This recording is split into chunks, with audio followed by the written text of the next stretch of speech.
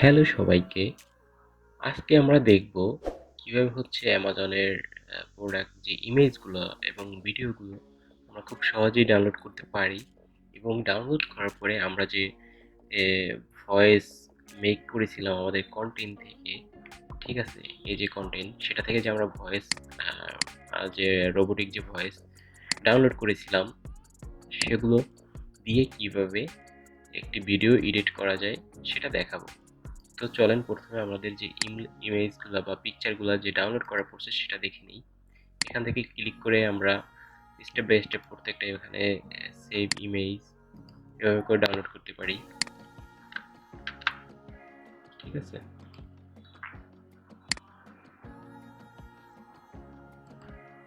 বা এখানে একটা আছে এক্সটেনশন ওভার জুম প্লাস, ঠিক আছে?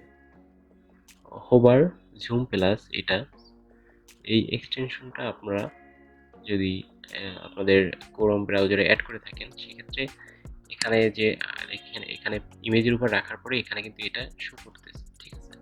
এভাবে রাখার পরে এখানে শো করতেছে। এখানে এইভাবে শো করার পরে আপনি যদি কিবোর্ড থেকে এস ক্লিক করেন তাহলে ইমেজটা ডাউনলোড হয়ে যাবে। দেখছেন, ডাউনলোড হয়ে যাচ্ছে। আবার এখানে রেখে এসে এস যে কিবোর্ডের এস বাটনে চাপ দিলেই আমাদের ইমেজটা ডাউনলোড হয়ে যাবে। তো আমি একের স্টেপ বাই স্টেপ সবগুলো ডাউনলোড করি। তো এভাবে ক্লিক করার সাথে সাথে কিন্তু সবগুলো ডাউনলোড হয়ে যাচ্ছে।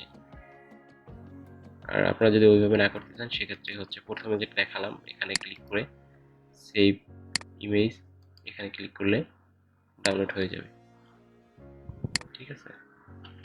তো এই ডাউনলোড করলাম, করার পরে আমাদের যে ভিডিও দিতে হবে, এখানে যে একটা ভিডিও আছে ওদের, সেই ভিডিওগুলো কিভাবে ডাউনলোড করব। এখানে কিন্তু ভিডিও ডাউনলোড করার মতো অপশন সবসময় দিয়ে থাকে না। এটা যদিও দিছে, বাট সব ভিডিওতে কিন্তু ডাউনলোড করার মতো যে প্রসেস সেটা দেওয়া থাকে না, ঠিক আছে? তো আমাদের এখানে যদি দেওয়া না থাকতো সেক্ষেত্রে আমরা কিভাবে ডাউনলোড করতাম সেটা দেখাবো। এটা যেহেতু দেওয়া আছে এখানে আপনি ইজিলি সেভ ভিডিও এখানে ক্লিক করলে আপনার ডাউনলোড হয়ে যাবে।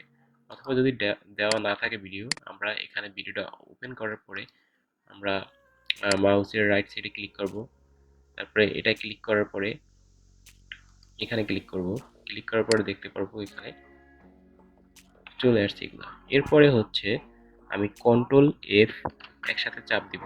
দেওয়ার পরে এখানে দেখবেন যে ফাইন্ড এখানে একটা অপশন আসছে, এখানে MP4 এটা ক্লিক করার পরে দেখতে পারবেন এখানে যে MP4 এর যে ফাইল এটা কিন্তু এখানে দেয়া আছে amazon.com।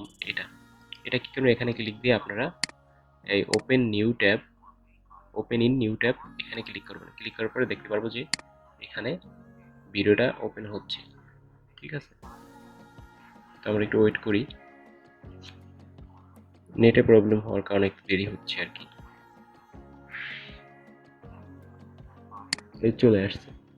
এরপরে আমরা এখান থেকে ডাউনলোড ক্লিক করলে আমাদের কিন্তু ভিডিওটা ডাউনলোড হতে শুরু করবে, ঠিক আছে?